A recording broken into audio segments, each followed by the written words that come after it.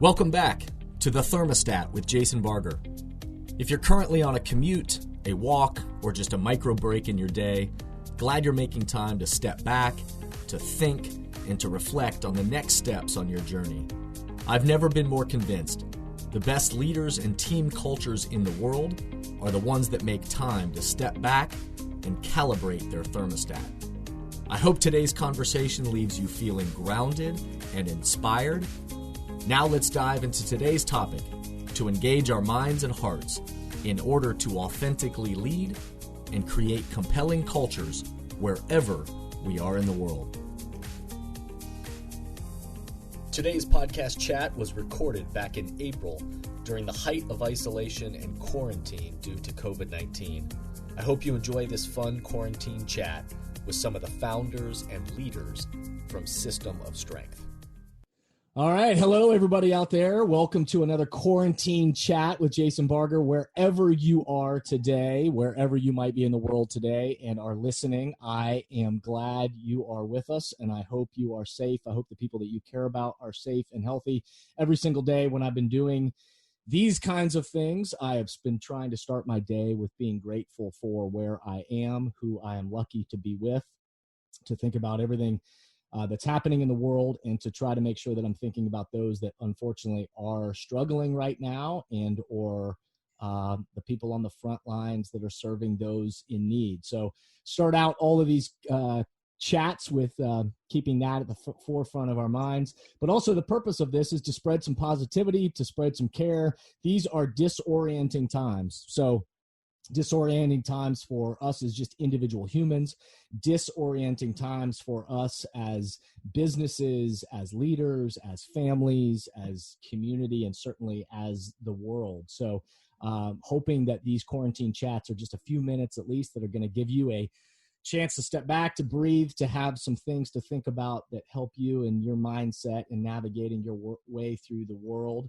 I have been lucky to be then inviting guests into these quarantine chats, people literally from all around the world, people that I love, people that I'm interested in, that I think have something to add to this discussion around navigating our way through this crazy thing we call life, and leadership and culture.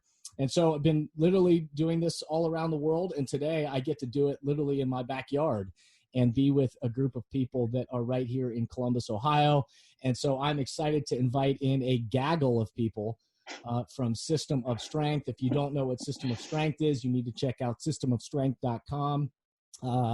Workout studios, a digital workout platform. And we're going to talk a little bit about today, but much more than just a workout. We have Gretchen, Dusseau, and Keri, Croft, co-founders of System of Strength. We also have all-star trainers and leaders and some of the wonderful people, Matt and Darcy Wyon and Kim Verhoff, joining. So System of Strength crew, where I work out, welcome. That's why you're so buff. Thank you. Thanks. I am so buff. It's serious. You're like the mayor of Shredsville. That's right. In fact, you can't tell, at least right now, but I'm actually wearing my a System of Strength t-shirt or shirt just to support. And, you know, if I didn't have the headphones on, I'd have the lid. I'd be rocking the lid. So shout out to all the System of Strength peeps out there. How are you all doing? First, just personally, I want to connect with you guys. And how are you personally navigating your way through times of quarantine and isolation? How are we holding up? I feel like I'm doing better than I thought I would be doing, to be honest. I thought I would be. It was a vote in our family the other day of who would lose their mind the first if we are all like by ourselves in a room. And I was voted that way. And it probably rightfully so. But I feel like I'm figuring it out. Love it. Yeah, I think for me, I have to really be careful who I talk to, because there's an anxiety, you know, I'm normally not a high anxiety individual, and I have friends who, you know, they anxious on the regular, and I can only imagine where their headspace is, because the way I feel, sometimes my anxiety is like, oh my God. So I can only imagine. And I can't talk to you right now about what's going to happen in the fall, what's going to happen until 2021. That's when I start to sort of, I just need to take it breath by breath, be grateful if the sun's shining, be grateful if Dane's smiling, and just really take those small victories. Because if you look too far ahead, the uncertainty and the what ifs and all this anxiety can really start to infiltrate. It's crazy. Yeah, no doubt. No doubt. How about Y-ons? Kimmy, how are you guys doing? We're holding up good. I think Matt and I are in a unique situation where unfortunately we've experienced isolation before. So it brings a different dynamic going through it now with the rest of the world. Before, we didn't have a choice after Matt's accident to stay isolated, and both of us were just trying to stay alive and doing the best we could do every day, while the rest of the world kept moving.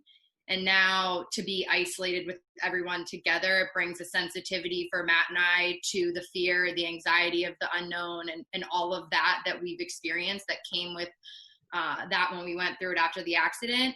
So now it just feels different to be doing it together in a better mental and physical space than when we went through isolation the first time.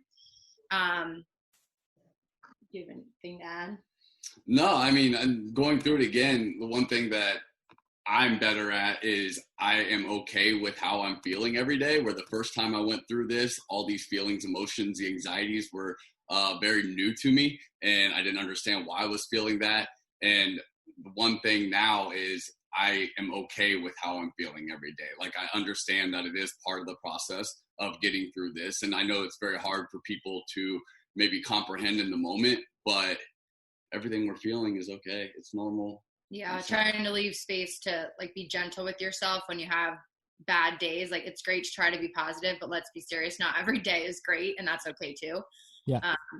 And I think like when we went it through the first time, Matt, one of the things I tried to tell him to make him feel better was, think of this as like, when will we have an opportunity to be just alone together and experience, and like not have to be anywhere, not have these obligations, and have it be just the two of us. We'll never get an opportunity like that again in our lives. Here we are. And here we are. Kimmy, how are you doing? You know, newborn, and congrats, another one on the way, right? She's 2, Barger. She's not a newborn. Toddler, or as we just referred to. Right, at times, I prefer at this point in quarantine. Almost, I wish she was a newborn, because then she wouldn't be running around so much. But we're good. I mean, turned 40 during quarantine. Big time. We're having a baby. Found out, during quarantine. So. Oh my gosh. It's crazy. Like, I mean, but just to echo what Matt and Darcy said, I mean, in the beginning, I think I was like kind of rough on myself, but I've learned to show myself some grace, because I have nothing to compare this time to. The closest thing I can compare it to is being isolated postpartum, when you're just stuck in your house. You don't know if it's Tuesday, Wednesday, Friday, Sunday, but I think that showing myself some grace and realizing that some days are going to be good, some days are going to be bad. And I do exactly what Keri does too. I have to like pick who I'm going to, really engage with a lot, because there's some people that just can just sit in the doom and gloom. And I'm like Keri, I just want to live in today. I'm going to figure out this week. I'm going to figure out the rest of today.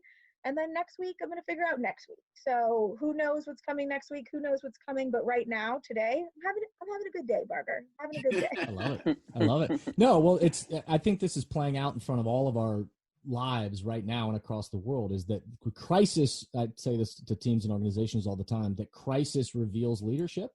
And so anytime we're in times of unknown and ambiguity and obstacles are in front of us, that it reveals leadership. And it's easy to talk about leading ourselves and leading other people. It's easy to talk about that when things are going well, but when there are times of challenge is when our best stuff is needed.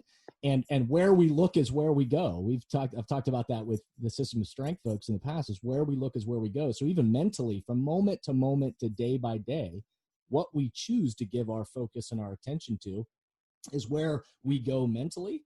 And how we spend our time. So even from that day-to-day and moment-to-moment challenge of how do we shift our focus and bring our energy to the thing that's right in front of our face, rather than those worries that might be out for for down the road.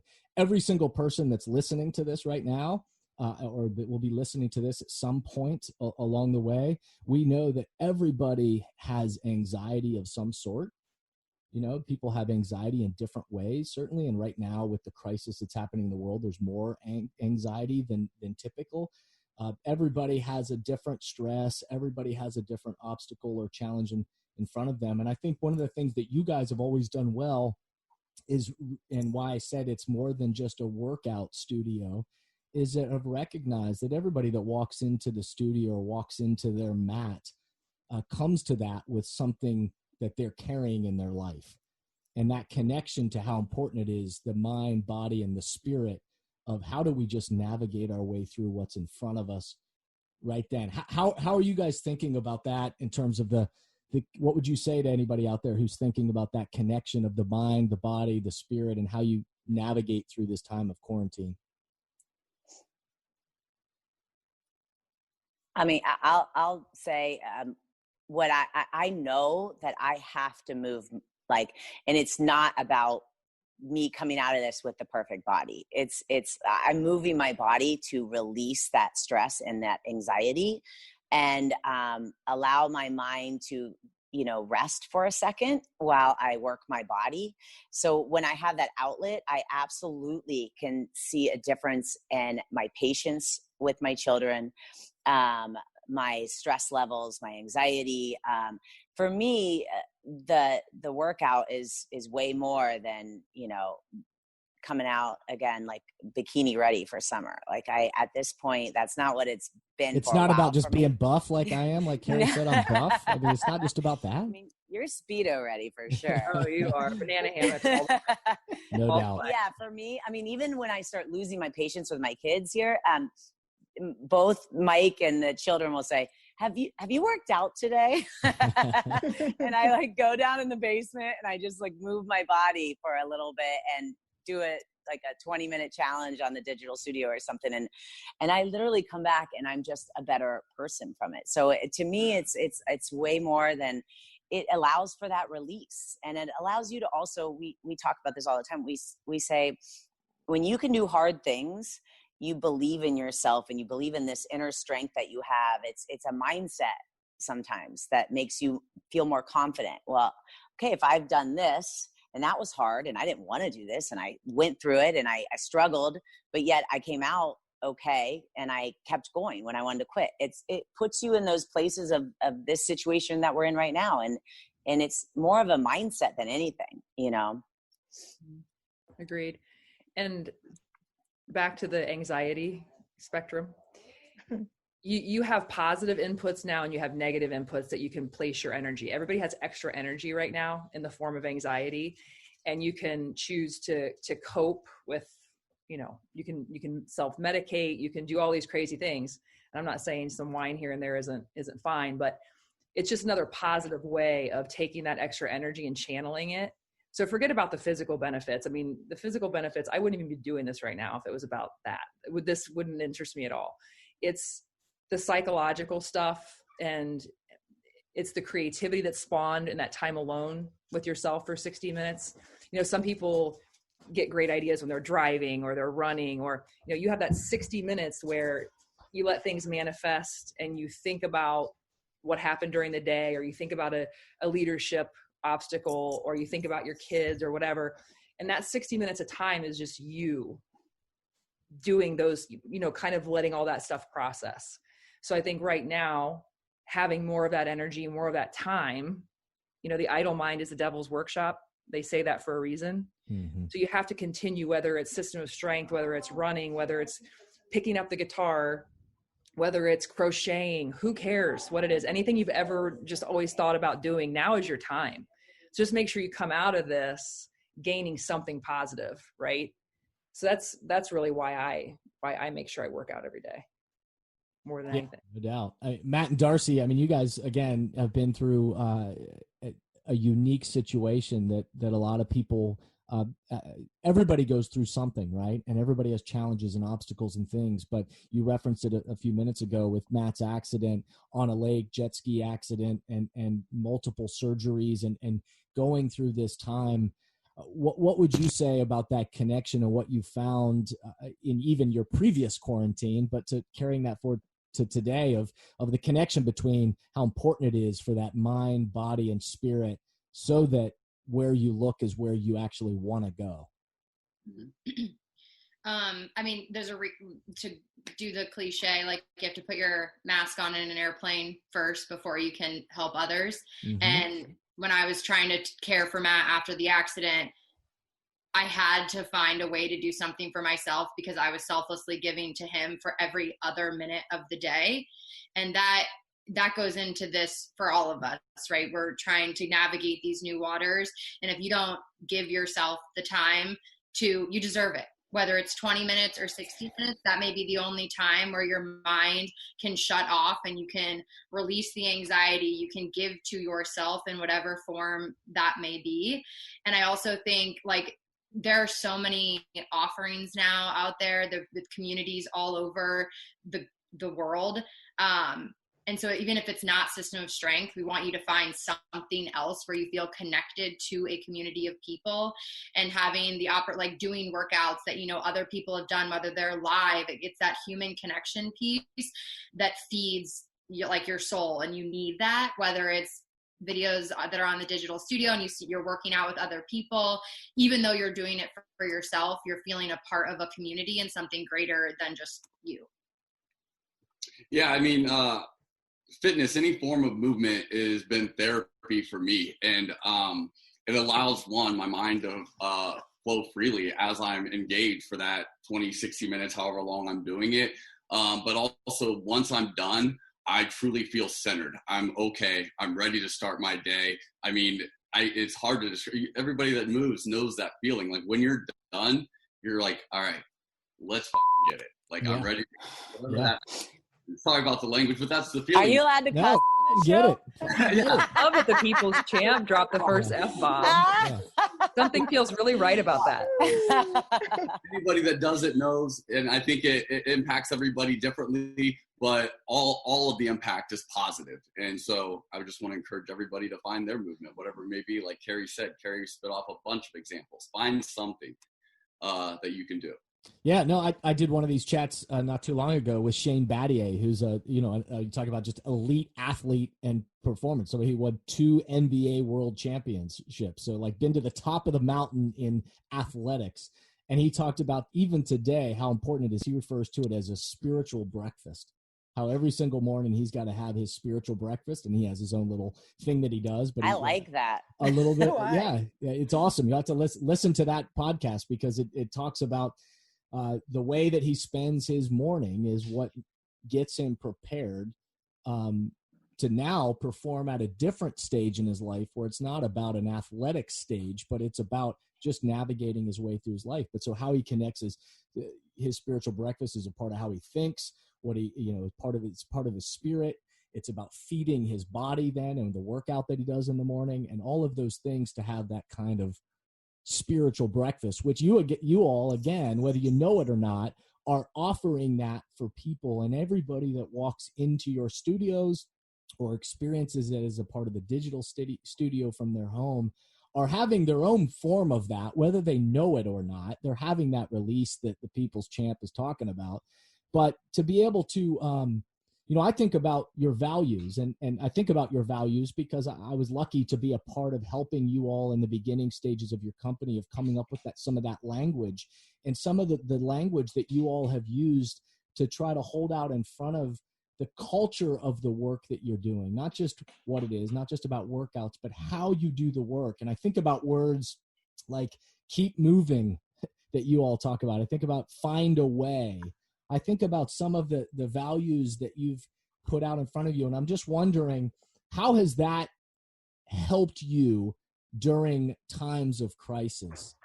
Times when I'm sure certainly businesses right now are having to make tough decisions, challenges for how do you then rally a community of people, challenges of then how do you keep people who are employees or trainers or people that are staying engaged and making sure that, again, it's not about a workout, but it's about the culture of how and why we've all come together. How has any of that language, how's that served you during a time like this? Who wants to take it? Okay. I can take. So I do this individually too. If I'm going through something personally and I'm feeling a certain way, I'm like, walk the walk, girl. Like, keep moving, walk the walk, find a way. It's like, so if you're going to talk about all of that stuff all the time and have it be this, it's what we do. It's what we talk about. Well, then when it's really time to show and prove it, you better be right there doing that. Yeah. So there's just no other way. When this all started happening, it's like, how do we keep moving? How do we serve our clients differently? How do we find a way to figure this out? It's a puzzle. It's a different puzzle, but it's a puzzle, and we have the pieces. We can figure it out. So whatever that quote is, you walk into Clintonville, it's mean it. Yeah. Right. So you better like do it with passion. Don't do it half-assed. Like, why would I say that all the time and then be someone who just sat around like, just, so I think there's conviction. There's conviction at the heart of that. And there's a responsibility for a company and an ecosystem of people and a culture like we have. When you're surrounded with all of that, I think there's an expectation and a real responsibility that you show leadership during those times with those exact things when you need to. Just have to. Yeah, and I would point out, and Kimmy, I'm going to have you chime in with this, but I love that you use the word ecosystem. I talk about a lot of time about the ecosystem of cultures, and that cultures, team cultures and organizational cultures of all kind, none of them are perfect. There's no perfect ecosystem, but yet everybody who's a part of the system plays a role and impacts the health or unhealth of that ecosystem, and everybody is a co-creator in that culture. Kimmy, when you think about kind of the network and the community of SOSers out there and that ecosystem, how is any of that language, the keep moving, find a way, the mean it, some of that language that you all have used, how do you see that playing out with the ecosystem of SOSers? I mean, I think that find a way could resonate with anyone on planet Earth right now, no doubt, in any capacity, from, healthcare workers to people making huge decisions. But I think with the SOS community, like, for example, I taught a live class, what was it, Darce, like last week or the week before. I was legitimately on a high after I taught that class. And then I was so sad when it was over, but we've just found different ways to connect with people outside of the studio. I know a ton of clients, people that I don't typically talk to, I don't get to see every day, but I've talked to a ton on things like Instagram, just motivating them to keep moving. And like Darcy and Matt have done classes on Instagram, or I've had so much random food dropped off on my doorstep, tomorrow I ordered flowers from a local flower shop and I'm going to go drop them off on another client's doorstep. So we're just finding different ways to connect with each other, whereas we don't have the studio to depend on for that 60 minutes. I think that we're just trying to communicate and keep those lines of communication open. Some people are married in quarantine at home. Some people are single at home. So I think it's just so important to kind of reach out to each other and try to keep that communication that we don't have in studio right now, just in different ways. Yeah, I think it's like we're constantly trying to find ways to serve our clients differently. And so like doing the right thing and going above and beyond to offer them what we feel like as a community they need. So whether it's offering the 30 days of the digital studio for free when this all started, or so giving them the opportunity to stay connected with their trainers, to do workouts together, like providing weekly calendars so they can loop their friends in.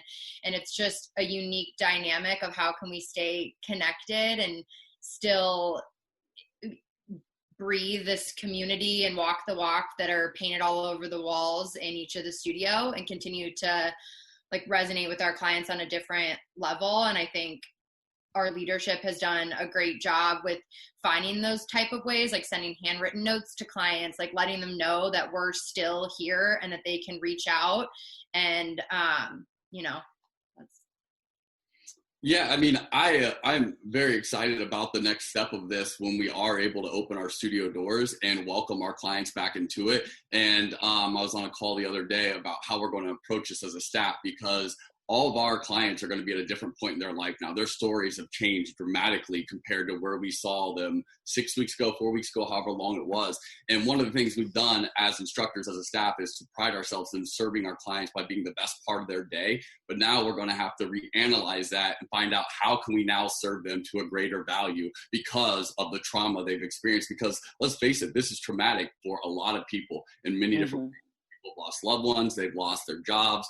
A lot of bad things have happened in people's lives. And I am so excited for us to reopen those doors and welcome them back in and get back to being the best part of their day and serving them every way we can.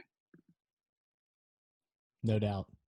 One of the things that I've been sharing with all kinds of different teams and organizations around is that it's one of the things that I think this is revealing to us, and that we're going to come out of this is one that we know that there's power in congregation.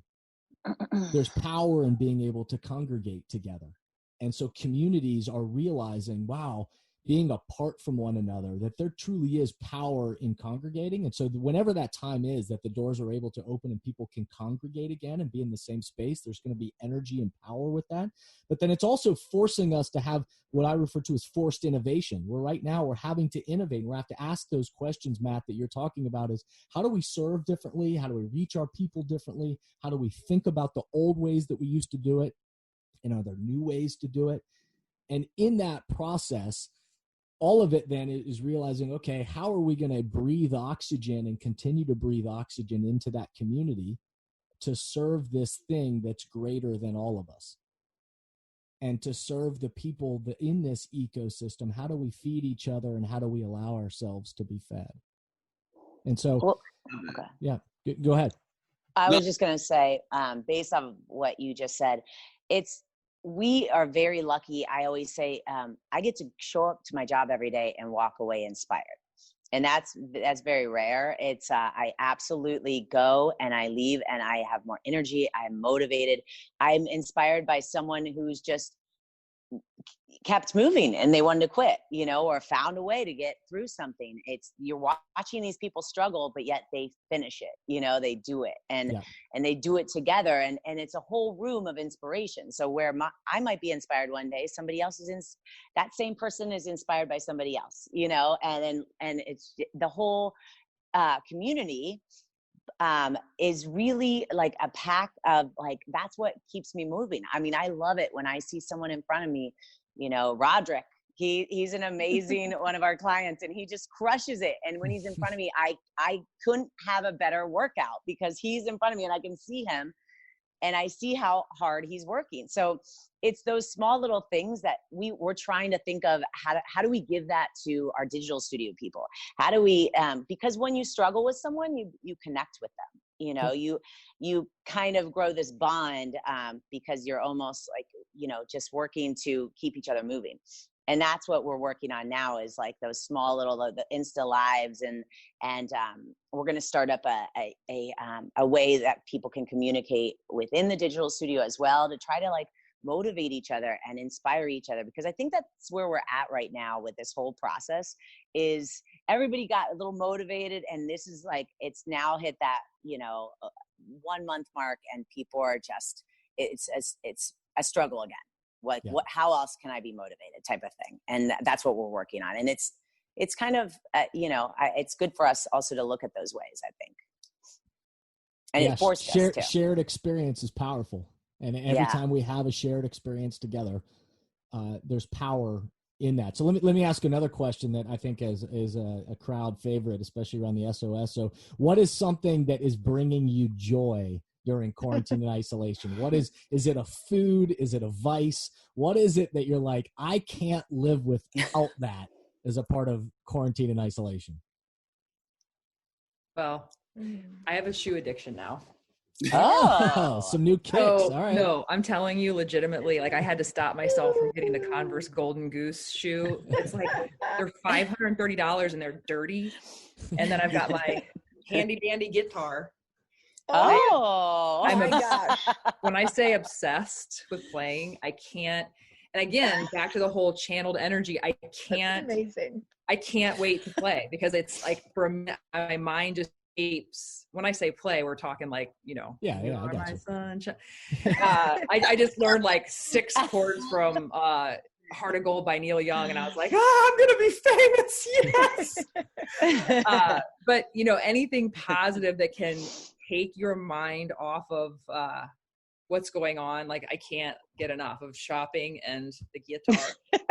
Any that's awesome. Any Hey, food, listen, any food or vices out there? Oh, good. You want to know, seriously, it's the weirdest thing, because this goes back to like a weird psychology of food. So I wouldn't just eat a plate of cookies, because I'd be like, oh my God, it's a plate of cookies.